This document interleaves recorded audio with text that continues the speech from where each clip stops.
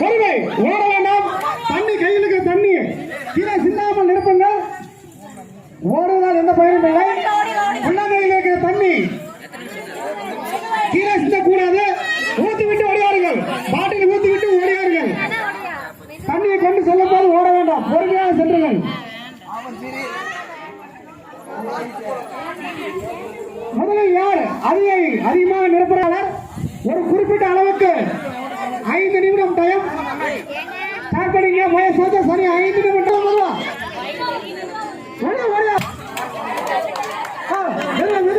போகும்போது